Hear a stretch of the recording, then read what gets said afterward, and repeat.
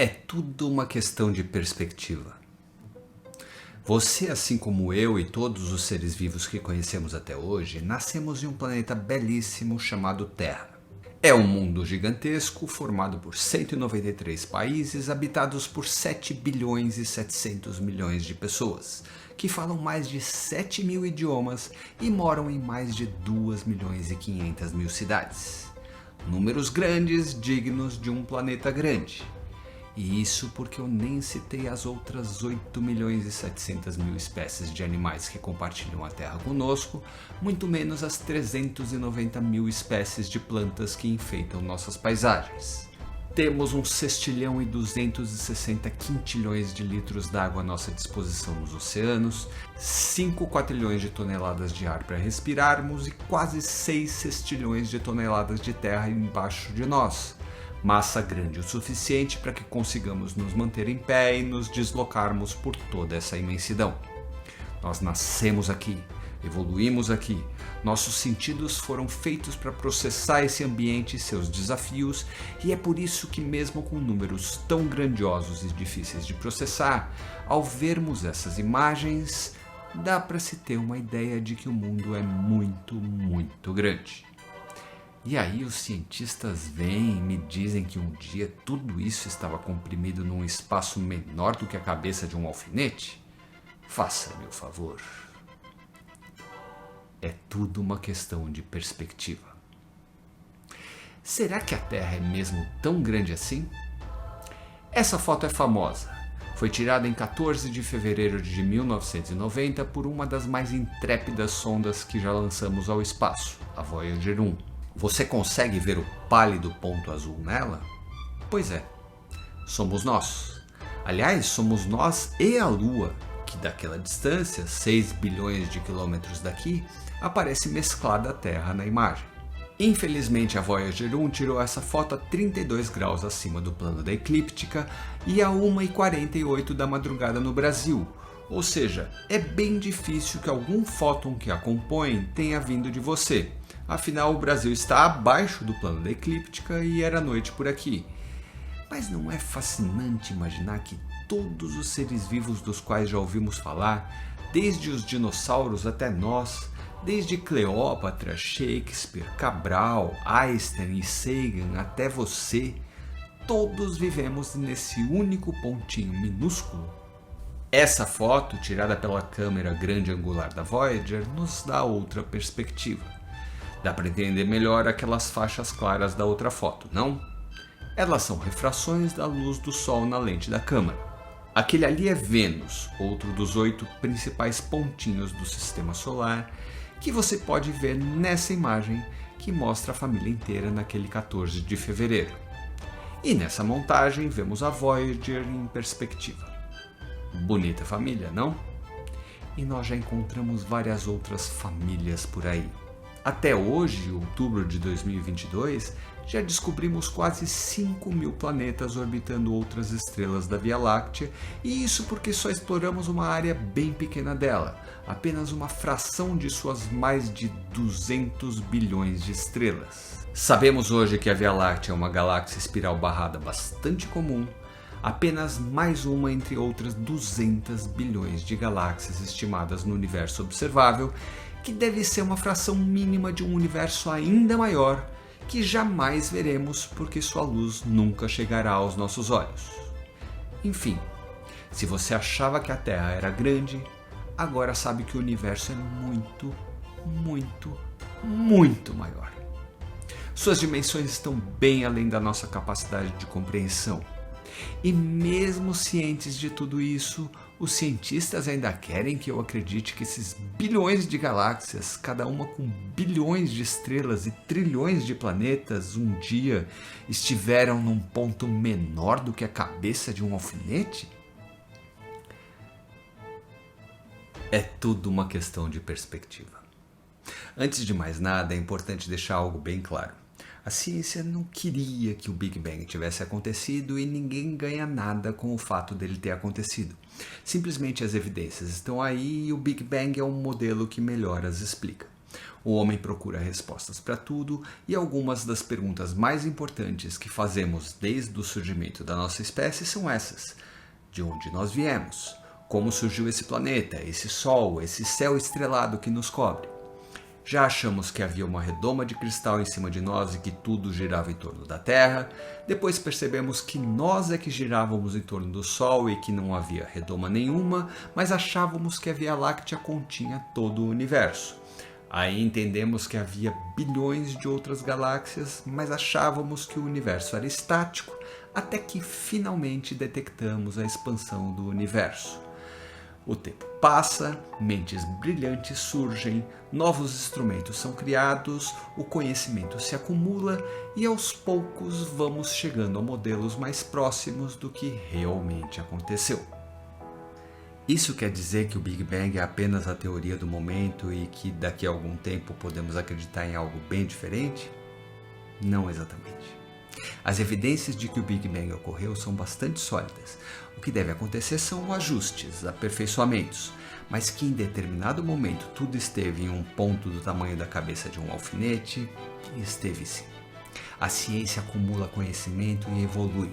Por mais que algumas pessoas tentem reviver antigos conceitos e a internet seja excelente para disseminar informações enviesadas, digamos assim, não adianta lutar contra os fatos. Eles estão aí e apontam que todos nós um dia estivemos num espaço do tamanho da cabeça de um alfinete. Na verdade, infinitamente menor, mas a cabeça de alfinete é uma ótima referência de algo muito pequeno, então vou continuar a usá-la. Como nós sabemos disso? A primeira evidência parece simples de interpretar. Parece. Quem anotou pela primeira vez foi este senhor que frequenta meus vídeos há tempos e que ficou ainda mais famoso graças ao telescópio espacial que leva o seu nome, Edwin Hubble. Em 1923, ao observar a então chamada nebulosa de Andrômeda, ele percebeu que havia dentro dela estrelas chamadas cefeidas que podem ser usadas como marcadores de distância astronômicos. Caso você queira saber mais sobre o assunto, veja este vídeo aqui. Naquela época ainda se pensava que a Via Láctea continha todo o universo e, portanto, a nebulosa de Andrômeda deveria estar dentro da Via Láctea, que tem cerca de 100 mil anos-luz de diâmetro. As cefeidas mostraram que ela estava bem mais longe, a mais de 1 milhão de anos-luz daqui. Ao matar a charada e começar a estudar outras galáxias, o Hubble notou outra coisa. O espectro de quase todas elas desviava para o vermelho. Já falamos sobre isso antes. Essas linhas, que representam a composição química dos átomos presentes no objeto observado, desviam para o vermelho quando o objeto é uma galáxia distante. Aliás, quanto mais distante, maior o desvio. Esse desvio era previsto na teoria da relatividade geral e já tinha sido comprovado nas estrelas dentro da própria Via Láctea. Quando analisamos os espectros das estrelas que compõem os braços espirais da nossa galáxia, vemos que as que estão ao lado direito do núcleo desviam para o vermelho e as que estão ao lado esquerdo desviam para o azul.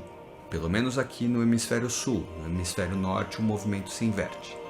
Isso indica que as estrelas do lado direito estão se afastando de nós e as do lado esquerdo vindo na nossa direção. A galáxia de Andrômeda também está se aproximando da Via Láctea e por isso seu espectro desvia para o azul. E o espectro de praticamente tudo que sobra desvia para o vermelho. Todas as outras galáxias se afastam de nós. A dedução então é simples. Se hoje tudo está se afastando daqui, um dia no passado distante, tudo estava unido no mesmo ponto. Esse foi o raciocínio que levou mentes brilhantes como a do Alexander Friedman, a do George Gamow e a do George Lemaitre a criarem a teoria do Big Bang. Diferentemente da explosão do fogo de artifício, porém, o Big Bang não ocorreu dentro de um espaço pré-existente. Ele criou o espaço. Não foi uma explosão dentro de um espaço vazio. Foi uma expansão violenta e repentina do espaço em si. Difícil de imaginar, não? Mas pensar que o universo era menor, mas que as partículas que o formam tinham o mesmo tamanho, ajuda a entender outra grande evidência do Big Bang que já descobrimos. Para isso é preciso parar de pensar no infinitamente grande e começar a pensar no infinitamente pequeno. É tudo uma questão de perspectiva. Nós costumamos imaginar átomos assim, como pequenas bolinhas sólidas cercadas por outras bolinhas ainda menores que as orbitam. É uma representação fácil de entendermos, mas errada. As regras do nosso mundo não se aplicam ao infinitamente pequeno. Os núcleos dos átomos são muito menores do que parecem nessas representações e os elétrons se comportam muito diferentemente. Eles não se parecem nem um pouco com planetas orbitando estrelas. Átomos se ligam a outros átomos, nuvens de elétrons se combinam, enfim. Não é à toa que a física quântica é tão difícil de compreender. Ela vai contra o senso comum e nós fomos programados para interpretar o mundo através do senso comum. Não vamos falar sobre as complexas fórmulas que explicam esse raciocínio. Caso você se interesse em conhecer a explicação matemática a ele, é fácil encontrá-la na internet. O que é importante saber é que quando você comprime a matéria, sua temperatura aumenta. Qualquer um que já encheu um pneu de bicicleta sentiu isso na prática. Isso indica que quando o universo era menor, sua temperatura era maior, bem maior. Hoje em dia, a temperatura média do universo é de 2,7 Kelvin, e é por isso que temos os átomos, os planetas e as estrelas que conhecemos. Mas enquanto essa temperatura estava acima de 3.000 Kelvin, as coisas eram bem diferentes. Não havia estrelas, não havia planetas, não havia nem ao menos átomos. A matéria que forma o universo estava condensada em um espaço tão pequeno que se comportava como se estivesse no interior de uma estrela. Havia núcleos atômicos, havia elétrons, havia fótons, mas eles não se organizavam em átomos porque o calor era grande demais. O universo viveu nesse estado por quase 380 mil anos após o Big Bang, mas a expansão que foi esfriando essa gigantesca sopa de plasma fez com que a temperatura caísse até chegar aos 3.000 Kelvin. E quando isso aconteceu, como num passe de mágica, de repente os núcleos atômicos conseguiram capturar os elétrons soltos na sopa de plasma e ela se transformou em uma sopa de hidrogênio e hélio. Essa captura repentina de elétrons aconteceu nas órbitas mais externas dos núcleos. Então os elétrons emitiram fótons ao migrarem para a órbita interna. Dá para imaginar todos os átomos do universo emitindo luz ao mesmo tempo? Somados aos fótons que já existiam na sopa plasmática primordial, foi o maior flash da história. Naquela época o universo era cerca de 1000 vezes menor do que é hoje. Mesmo assim, já havia muito espaço para a matéria ocupar. Foi por isso que os criadores da teoria do Big Bang deduziram que o tal flash ainda estava por aí. A luz emitida por ele deveria permear todo o universo, esticada pela expansão, o que a faria ser captada na faixa das micro-ondas. Foi exatamente o que aconteceu. Estes dois senhores, Arno Penzias e Robert Wilson, captaram o flash ao testar essa enorme antena, um radiômetro de micro-ondas. Durante um bom tempo eles não entenderam o que significavam aqueles 4,2 Kelvin que pareciam vir de todo o universo. Chegaram a pensar que o equipamento estava com defeito. Mas não, eles tinham descoberto a radiação cosmológica de fundo, o que confirmava a teoria do Big Bang, rendeu-lhes o Prêmio Nobel de Física de 1978 e transformou a antena em um monumento ao conhecimento humano. Ainda há outras evidências do Big Bang, como o fato das galáxias mais distantes serem formadas apenas por hidrogênio e hélio, os dois únicos elementos que existiam no começo do universo, e quase tudo mais que foi previsto pela teoria e confirmado por simulações de computador e colisões em aceleradores de partículas. Há uma limitação, porém. As leis da física, como as conhecemos, só fazem sentido a partir de 10 elevado a menos 32 segundos do momento do Big Bang, época em que o universo tinha o tamanho de um grão de areia. Nós não temos aceleradores de partículas potentes o suficiente para simular aquelas condições e por isso não sabemos como a física daquela época se comportava. Mas o importante é entender que a matéria, em sua menor escala, é muito diferente do que o senso comum nos leva a pensar. átomos são praticamente vazios. Se um átomo fosse do tamanho de um estádio de futebol, o núcleo seria menor do que uma bola de gude. E não é apenas esse espaço vazio que permitiria compactar toda a matéria do universo num único ponto no Big Bang. A temperaturas tão altas quanto a inicial, mais de 1 quatrilhão de graus Celsius, nem mesmo os núcleos atômicos tinham se formado. Eles eram partículas quânticas com massa e volume ainda menores. Então não se frustre caso você não consiga visualizar o que foi o momento do Big Bang, porque é simplesmente impossível realizarmos em nossas mentes o que aconteceu. Elas não foram programadas para isso. É possível, porém, utilizarmos as evidências que descobrimos para montarmos um modelo detalhado de como tudo ocorreu. Quando nós entendemos que, do ponto de vista quântico, isso não é o toque de 2 dedos, e sim as nuvens de elétrons que compõem a pele repelindo suas cargas negativas, começamos a perceber que, no fim das contas, é tudo mesmo uma questão de perspectiva. Eu sou o Juliano Righetto e você acabou de assistir ao Somos Míopes porque somos breves.